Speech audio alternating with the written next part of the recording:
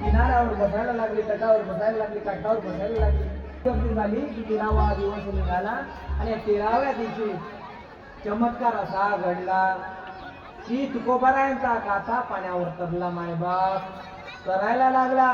म्हणून निळोबाराय बोलले याच्यामध्ये, कोरडे कागद उदकीन लागत गुंड. कोरडे कागद निघाले म्हणतात आणि एक थेंब नव्हता उदकाचा. उदक म्हणजे पाणी. एक बुंदाचा थेंब होता त्या कागदाला. एवढा चमत्कार. तेव्हा विचारण्यात आलं, वेळ का लावला विठुरायाला, का गाथा देण्याकरिता वेळ लावला?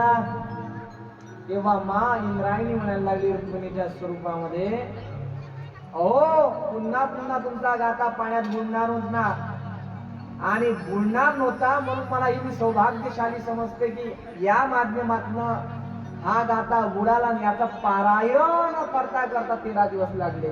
कोण म्हणायला लागली? इंद्रायणी. पहिलं पारायण कोणी जगाच्या पाठीवर केलं असेल गाथेचं तर मा इंद्रायणी आहे. पहिले गाथेचं पारायण केलं. पारायण करता करता 13 दिवस झाले आणि 13 दिवसाची परिपूर्णता म्हणून मी ह्या गाथा परत देण्याकरिता आलो.